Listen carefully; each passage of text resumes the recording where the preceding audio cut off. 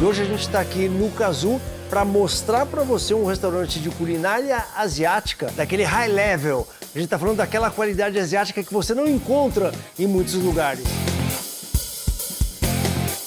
São detalhes que fazem a diferença. Então ele é um processo realmente artesanal. Todos os shoppings eles procuram hoje o Kazu. Vem comigo que eu tenho certeza que você vai curtir esse episódio.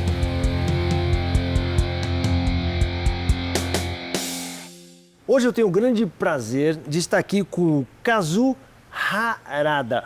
Kazu, quais são os prêmios que você ganhou na sua vida? Dá um contexto pra gente, pra galera entender quem você é. O único chefe do Brasil a conquistar as 3 principais capitais, São Paulo, Rio e Curitiba, melhor asiático, melhor chefe. Apenas 2 chefes conquistaram estrelas Michelin em diferentes cidades, e eu sou um deles. Então ganhei no Rio de Janeiro e agora ganho em São Paulo.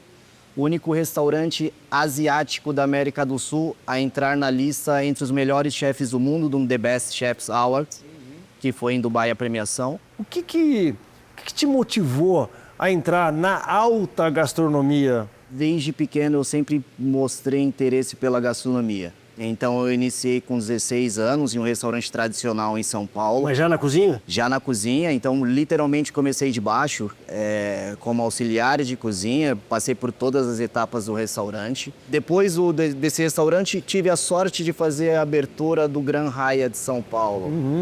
Permaneci durante 10 anos e rodou a Argentina. Você começou Brasil, Argentina, Japão e depois eu fui para Dubai e ali eu me aprofundei na culinária asiática. Sempre pelo Hyatt. Sempre pelo Hyatt. Tá. Então depois do Hyatt, aí você foi para o Copacabana Palace. Passei por bons lugares e tive uma excelente bagagem que me deixou mais forte para tocar o Grupo Kazu hoje. Né? A gente está aqui com a Kátia. A Kátia tem uma história muito particular. Na verdade, começou assim, eu sou irmã do Kazu Harada. Então, eu comecei na parte administrativa do restaurante, fiz publicidade e propaganda, depois eu migrei para eventos. E aí, eu cuidava da parte administrativa do restaurante. O Kazu falou assim, para você entender em questão de perda, qualidade, você precisa entrar na cozinha. E aí foi da onde eu entrei para a cozinha quente e daí em diante já tô 12 anos na carreira e não saio mais por nada desse mundo.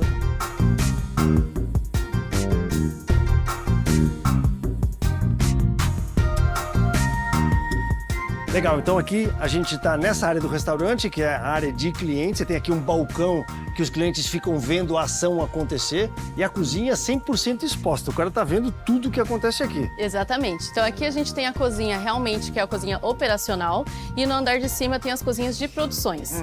Então essa é a parte da cozinha operacional.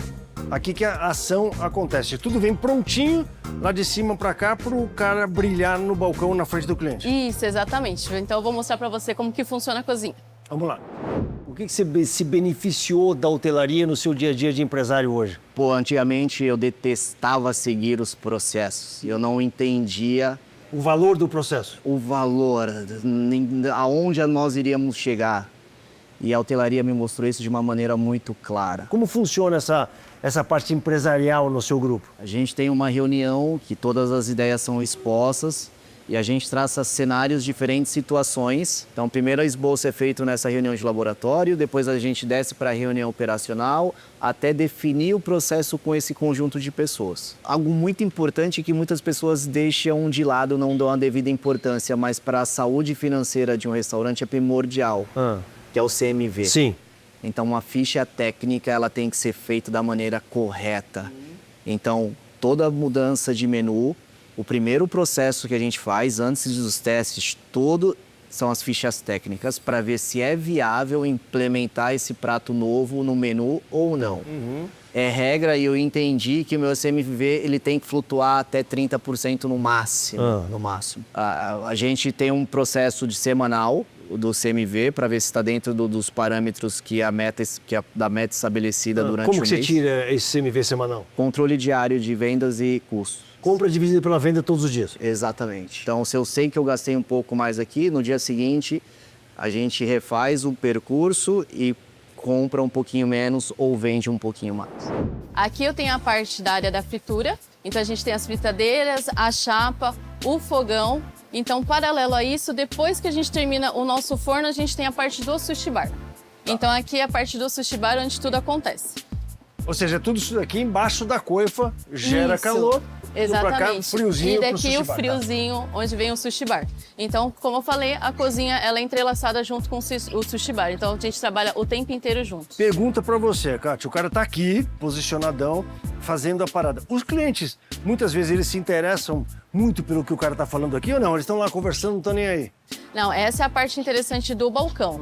Então, o balcão a gente tem aqui 100% da comunicação com o cliente. Então, muitas das vezes, quando o cliente vem fazer a degustação aqui, uma degustação que poderia demorar 2 horas, termina 3 horas. Então, assim, tem cliente que chega aqui às 7 horas quando a casa abre e vai embora só quando a casa fecha. Então, a gente tem realmente esse contato diretamente com o cliente e muitos dos clientes já viram nossos amigos. E pergunta, o cara tá aqui produzindo o sushi, então ele tem que ter 2 habilidades. Uma habilidade de fazer o sushi, enfim, fazer a comida fria, e a outra habilidade de se relacionar com o cliente. Eles fazem isso de uma maneira intencional? Ele é orientado nisso?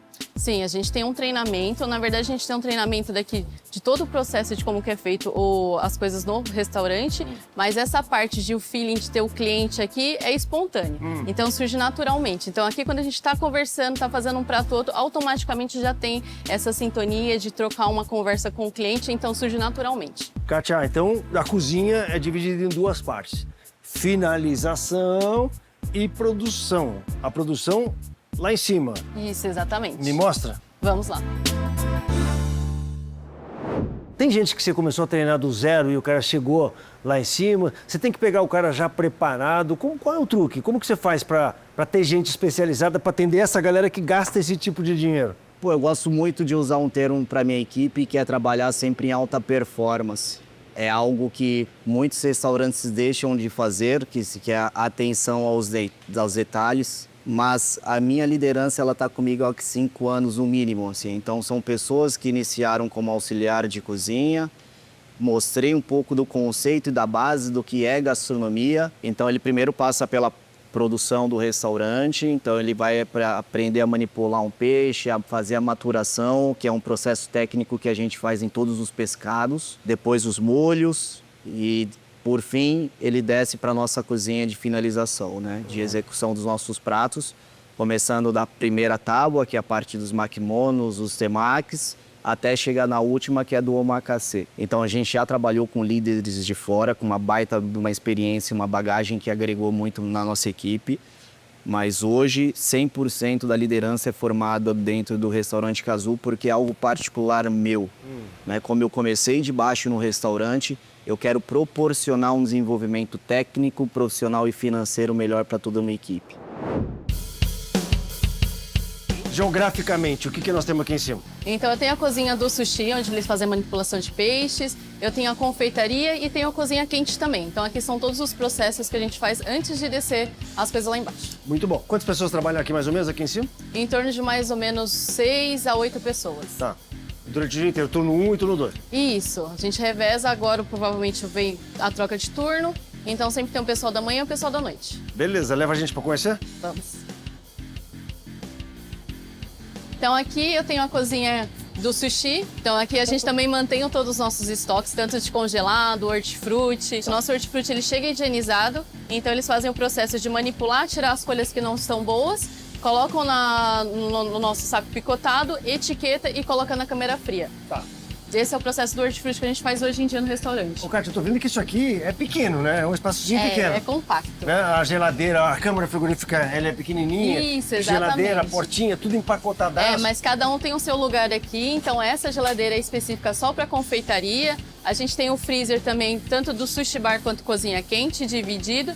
Tem a nossa geladeira também do bento box. E aqui é a geladeira de reposição do sushi bar. E a hierarquia aqui, como é que funciona? Por exemplo, esse jovem rapaz estava me contando aqui.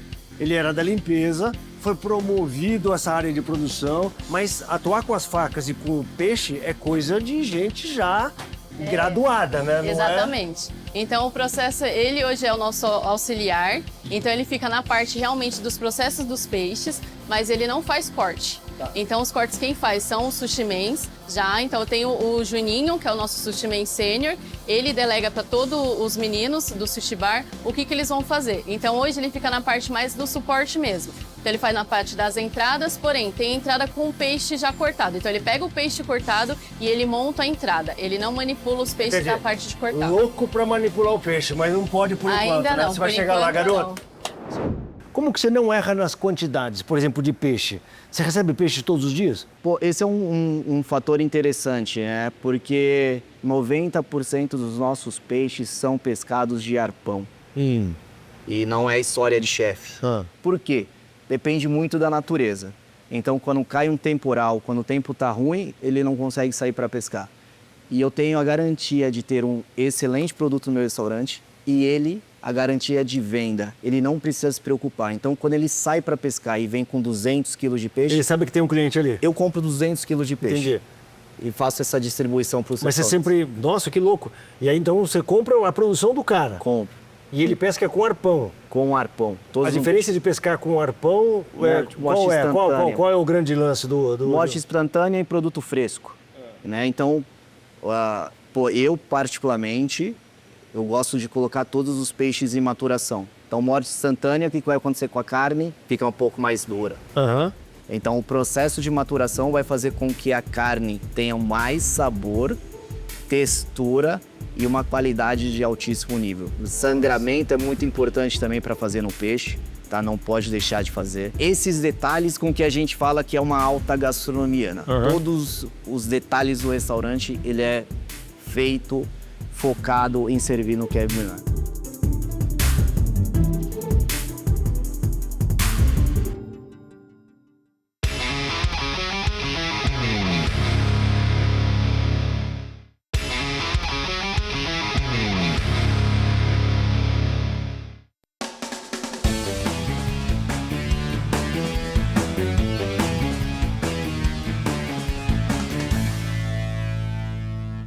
Cazu, em termos de expansão, oportunidades aparecem para você. Como que você analisa? Para avaliar, primeiro é público. Se o público conversa com a nossa proposta e se a região tem uma aceitação e se entende sobre gastronomia asiática. Né? Tem shopping que vem atrás de você também? Todos os shoppings eles procuram hoje por Cazu. E por que você não faz negócio com ele? A minha chama, ela continua sendo muito forte do cozinheiro. Mas a minha mente, ela começa a pensar de uma forma mais empreendedora. Então, eu não quero crescer a minha empresa de uma forma desorganizada. E quando a gente pensa em outras cidades, significa mais deslocamento, cultura. Então, para você implantar um pouco da nossa filosofia, ela requer um pouco de tempo. Quais são os indicadores que você acompanha no negócio para falar assim, galera, estamos indo bem? A gente tem uma pesquisa interna, então todos os clientes, quando eles sentam no restaurante, a gente sugere que eles respondam, porque esse feedback é primordial para a gente melhorar a operação. No final da refeição?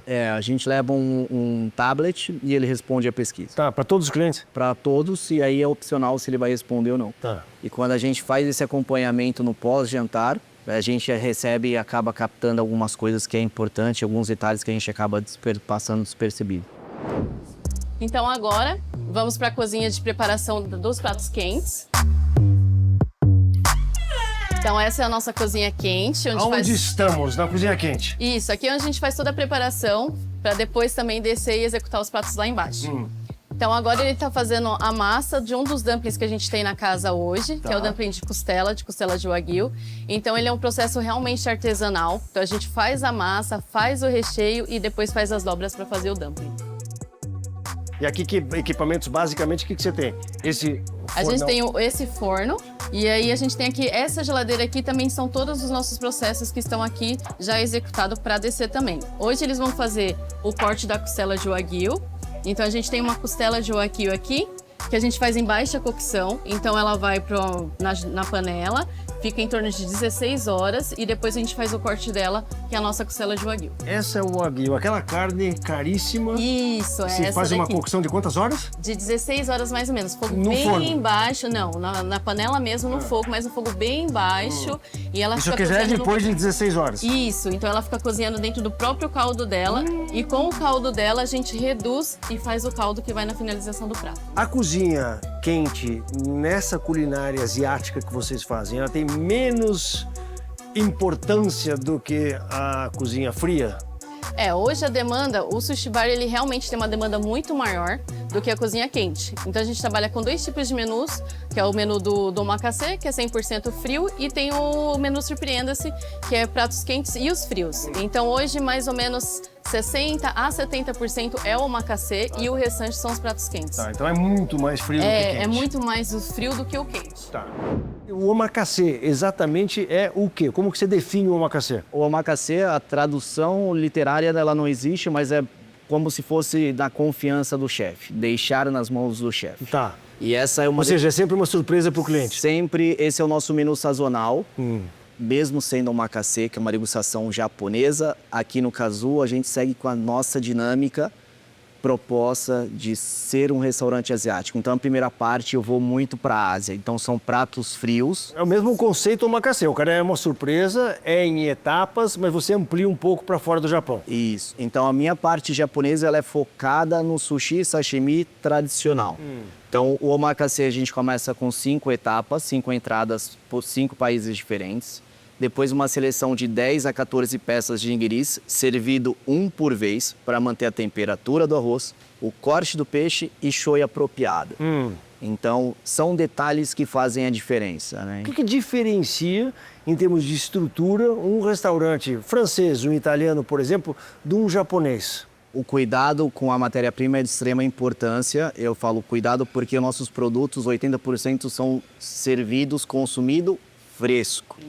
Né? Então, o processo de maturação técnica e escolha é primordial para a operação de um restaurante japonês asiático. Tá? Tecnicamente, a gente trabalha com 2 métodos. O clássico culinária asiática é a rápida cocção, então, wok. O wok são pratos preparados em 5 minutos. Com fogo muito alto. Se você não tem técnica, você perde, porque são pratos executados em 5 minutos.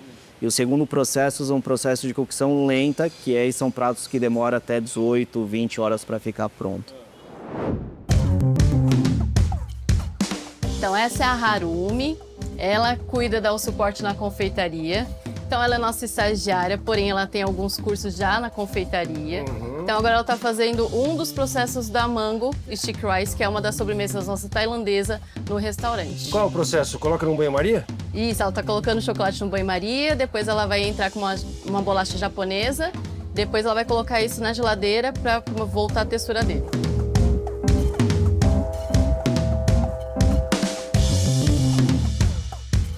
E aqui a gente tem também uma base, o estoque mínimo nosso, fica aqui também junto na confeitaria. Tem o estoque grandão lá seco, lá embaixo. Estoque, exatamente. E aqui só vem o do dia. Isso, aqui é só vem o do dia. Todo dia é reposto esse estoque? Todo dia a gente repõe esse estoque aqui. Tá, muito bom. Economia de espaço aqui é fundamental, né? Tem que ser alguém, tem Com que ser um engenheiro, né? Pra pensar nessas exatamente, coisas. aqui é tudo bem compacto. Muito bom. O que você aprendeu nessa sua jornada? Durante todas as etapas da minha carreira, e eu acredito muito que ela está no início ainda, eu fui entendendo e percebendo quais são as minhas falhas. Eu percebi que em um determinado momento, eu era muito tímido e para o lugar que eu queria ir, eu precisava ter uma comunicação melhor. E aí eu fui estudar comunicação. Gestão de pessoas também foi uma tarefa muito difícil de entender quando você vem para a rua. Eu tive que mudar a minha forma de gerir. E é um processo lento e difícil. Sim. Então, para as pessoas que estão pensando em mudar essa chave da cozinha, é importante fazer a gestão de pessoas em primeiro lugar. Sim, aprender isso. Ou seja, aprender a gestão de pessoas é o aprendizado principal, é o número 1. É a psicologia, digamos assim. É porque o processo criativo eu continuo fazendo parte do início ao fim do restaurante. Mas quem realmente executa todos os passos é a minha equipe. Por isso que a parte do treinamento, a nossa filosofia, a proposta é importante que as pessoas entendam. Porque se elas não transmitem isso no prato, para o nosso cliente, isso se perde em algum momento. Então a cultura do nosso restaurante, da nossa empresa, ela é primordial para que todos esses processos fluam de uma maneira eficaz. Kátia, o que é isso aqui? Esse computador serve para quê aqui no meio do caminho? Esse computador é o nosso programa de etiqueta, então toda a produção que a gente faz, insumos, essas coisas, a gente tem que sempre colocar etiqueta. Ah, por isso que ele fica aqui no meio da coisa, todo mundo utiliza ele. Exatamente. Armazenagem sempre com etiqueta. Sempre com etiqueta. Então até tem uma aberta aqui, então é do alface, terminaram de fazer agora, então ele já vem aqui, imprime a etiqueta, coloca... Já vem a data de guarda... fabricação, 3 dias de validade. Exatamente. É assim Bom, que vigilância sanitária chega aqui, tá tudo tranquilo. Tá tudo tranquilo. Isso aqui, o que é? Esse daqui é o nosso monta-carga. Então, assim, ele é a parte fundamental da operação acontecer. Então, por aqui a gente coloca a sobremesa, todas as partes que, faltou, acabou um peixe aqui embaixo, desce por aqui. Uma sobremesa, desce por aqui. Então, a gente não tem o processo de entrar no salão com as coisas. Então, desce tudo por aqui. Até porque fica aí, descer a escada, e a sobremesa cai no chão. Aqui é muito Isso, então é tudo por aqui. E aqui, essa parte, temos a nossa área de eventos do restaurante. Uau!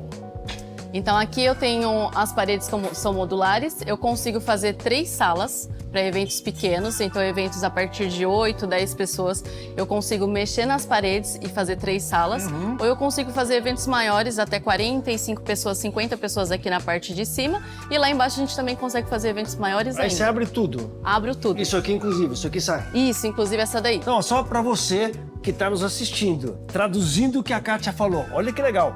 Você tem essa divisória aqui, durante o dia eles usam normal, eles usam como um escritório, tem uma galera trabalhando ali, e quando tem um evento, remove essa parede, anda por esses trilhos aqui, junta tudo ali, no final daqueles trilhos e vira um grande espaço de eventos.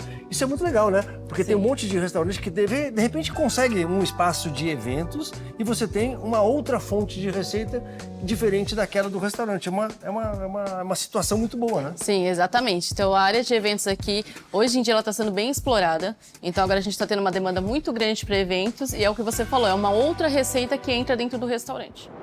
Quais são os perrengues que você lembra de ter passado na sua vida de empreendedor? Eu já tive toda a nossa produção extraviada em um evento que a gente ia fazer fora. Então a gente teve que refazer um novo menu com 100% do produto local, criar tudo em cima da hora e entregar o que a gente se propôs a fazer. E conseguiu? A gente consegue. Sempre dá um jeito, né? Agora, pro lado do empreendedor, cara, acho que muita gente acaba se perdendo no meio do caminho. E eu passei por isso. Com muita batalha, com trabalho, sempre focado na nossa proposta, os reconhecimentos vieram. E a última foi o Michelin. E aí eu fico imaginando, se eu tivesse mudado a minha proposta. Cazu, você está de parabéns. Bom, o trabalho eu gosto. E o que eu amo a gastronomia é que às vezes eu não falo nada com o meu cliente. Ele reproduz o que eu pensei em cima de cada prato, cara. Isso me deixa muito feliz. Muito bom. Muito bom mesmo, cara. Pô, arigatô. Muito bom conversar contigo. Saúde. Te espero no balcão. Estamos aqui, do outro lado do balcão. Você acabou de me acompanhar nessa visita espetacular que a gente fez no Cazu. O Cazu é um dos restaurantes mais incríveis de culinária asiática. Eu tenho certeza que você curtiu e eu espero que você continue com a gente nos outros programas, que a gente só vai trazer viagens bacanas para você ali, do outro lado do balcão.